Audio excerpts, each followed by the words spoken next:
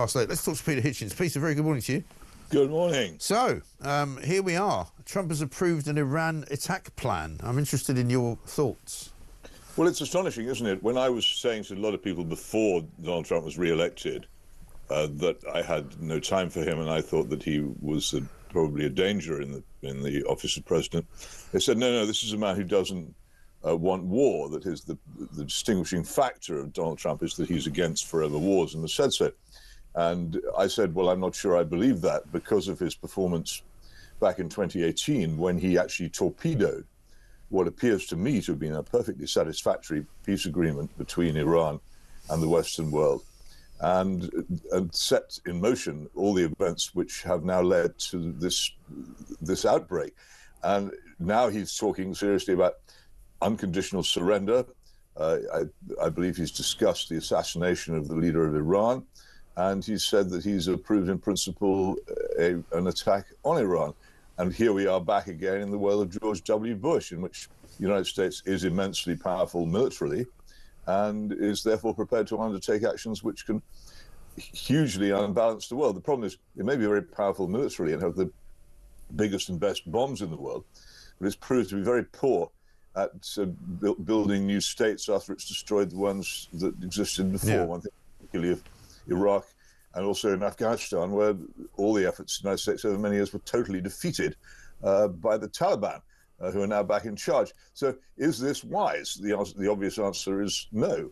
It's not wise. Is it possible this is a slightly different case, though, in the sense that a lot of people in Iran seem to want to have regime change themselves? They don't seem to be particularly happy living under the theocracy that they are living under. And so if they themselves, and I know this might sound very naive to you, but if they themselves want to have Pahlavi back, or they want to have an election of some kind, and they want to move away from the Revolutionary Guard and their sort of jackboots, is there not a chance that it's more dangerous to let them remain as they are? Well, it's some time since I've made the only visit to Iran I've ever been allowed to make. But one of the interesting things that I found there, talking to people, and I was able to talk very freely to a lot of people, many different opinions. And there's a huge amount of differing opinion, and there is almost a civil society in Iran. It's a much more advanced and open country than people think it is. Yeah. But the thing that they said over and over again was, well, we really can't stand this Hezbollah. That's how they tend to refer to their regime. But the one thing which would make us rally around them would be if we were attacked. And I think that's normal in most nations. An attack from outside causes people to rally around their government and their state in a way which they otherwise wouldn't. I think it's absolute nonsense to imagine that you can, on the basis of American or Israeli bombs, get rid of the current regime. Actually, the current regime has always enjoyed Western threats and hostility. It very much fears, and if you've time, I'll tell you why I think this. It very much fears a lessening of tension between Iran and the West, because that would weaken its claim to be the great guardian. A good friend of mine, the man who showed me around Iran when I went, Jason Rezaian, was actually working there as the Washington Post correspondent, doing a very good job of explaining to the world that Iran wasn't quite as most people thought it was. And the response of the Iranian regime wasn't to say, oh, good, we're finally getting a fair shake in the Western press. They arrested him for spying, which, of course, was completely false, and threw him into Evin prison in solitary confinement for a long time. And eventually he had to be bargained out by John Kerry. They don't want, the mullahs and ayatollahs do not want friendly relations between Iran and the West. They relish hostility. It keeps them in power. It helps to make them, to justify their existence.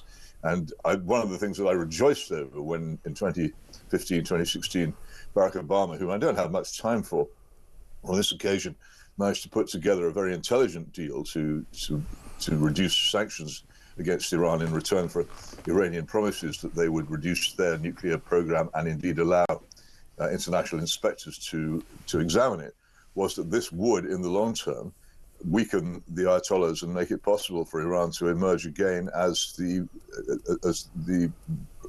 rather interesting and possibly friendly country which it actually ought to be. It's not.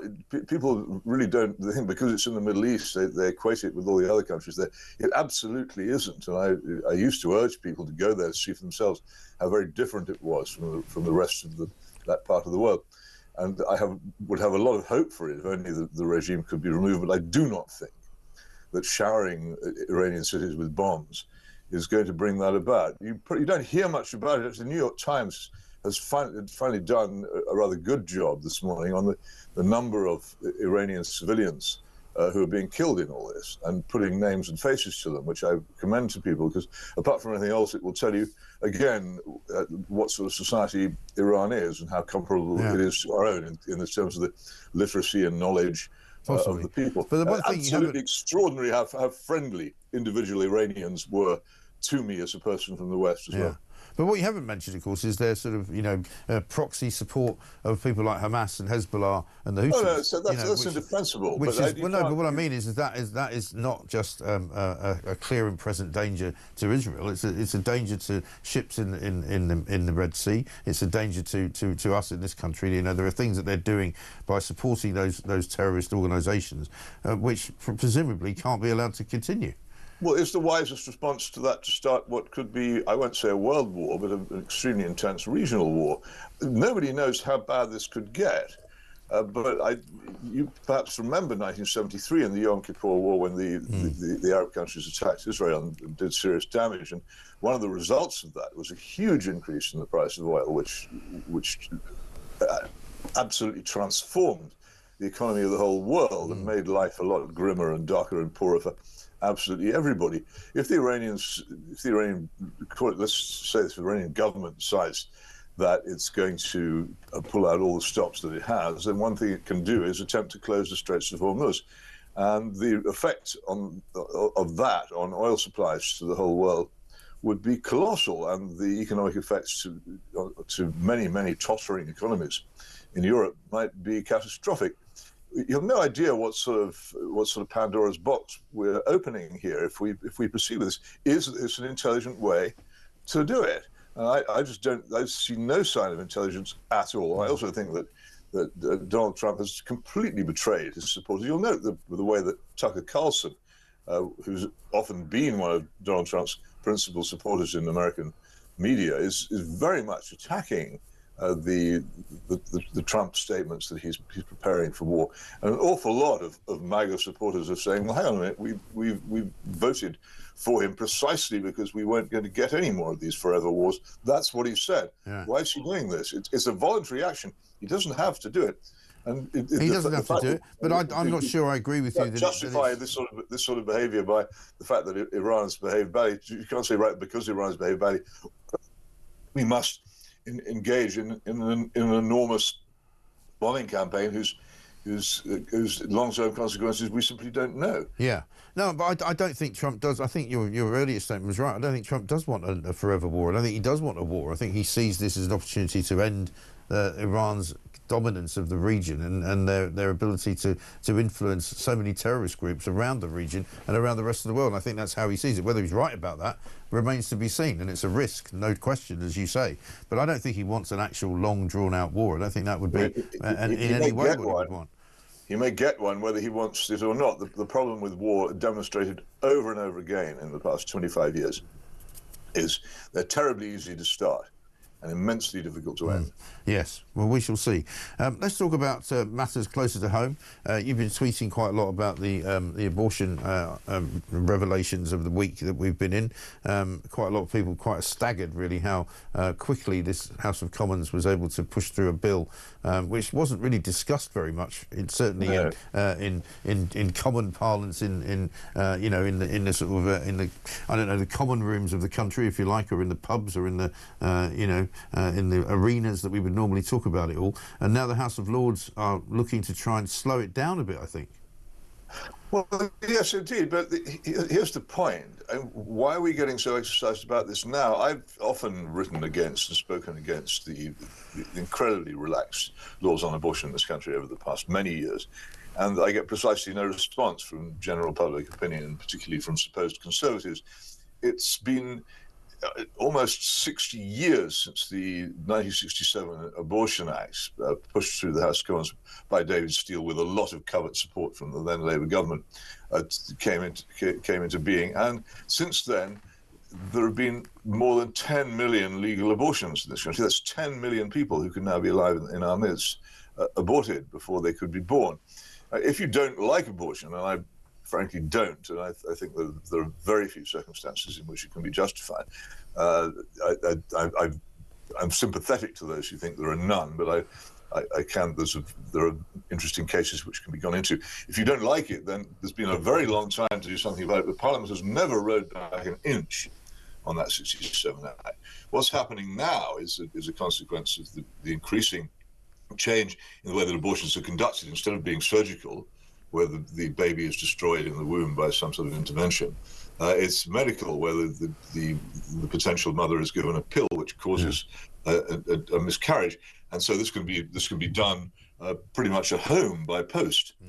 And this has resulted in these strange cases which have come to court. I have to ask why it is that the police and the Crown Prosecution Service, who have shown no particular interest in the issue of abortion, have mounted these prosecutions of women who've technically broken the law over this. Right. It's almost as if someone was saying, "Okay, well, let's enforce the law and see how people like it." I don't know. You can't.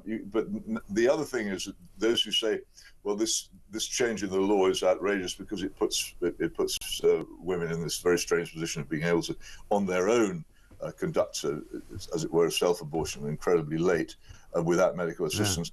The result will be that a number of supporters of this measure also support licensing doctors to take part in this, and the law will be extended rather than watered down. There doesn't seem to me to be any great moral or political objection to abortion in this country's chattering classes or in its political classes, and quite why this has exploded as a big subject now, I don't know. I'm glad that people are finally realizing what's going on, but why?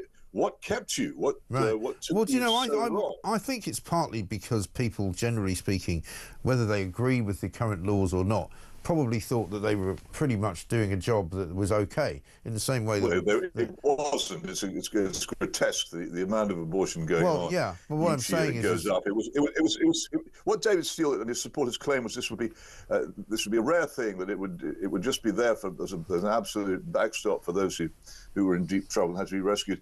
In fact, it's become virtually a method of contraception, and it's continued despite the fact that contraception is becoming enormously more available. And there's been introduction of the morning after pills, so-called. And yet, even despite that, the number of abortions go up year on year, and in many cases, no, sure, but your argument, that people who had them before. Yes, but Peter, your argument is about whether there's too much abortion as opposed to how the rules around it actually work. And I think the point about the reason why people are getting exercise now is because the rules have changed to such an extent that some of what appears to be now possible, which previously wasn't possible, is pretty grotesque. Well, I'm glad they're shocked, but what are they going to do about it? I mean, the thing is, since the Western world abandoned Christianity as its main guiding principle, and it was Christianity which put an end to particularly the Roman practice of exposing unwanted babies deliberately. Infanticide was more or less okay in the pre-Christian world. We're now going back to a situation in which unwanted persons at both ends of life, either in the womb or on their deathbeds, are now to be got rid of legally in a way which in a Christian society would be impossible and unthinkable. But we're not a Christian society anymore, and this is one of the many, many consequences of this that people are going to have to understand. If you don't want to have Christian morality, then what replaces it is actually not very nice, and you're going to see more and more ugly aspects of it as time goes by. Or alternatively, we might recognize that our whole civilization is founded on Christian principles, and maybe it'd be a good idea to go back to them if you want to save our civilization. Yeah, I don't think Keir Starmer's going to be moving in that direction anytime soon. I don't think so either, but then there's an awful lot of other things he's going to disappoint us in. But that's not my point. No, I accept that. But very good. Thank you. Good to talk to you. Peter Hitchens, columnist at the Mail on Sunday, with some very interesting takes on an awful lot of the news this morning.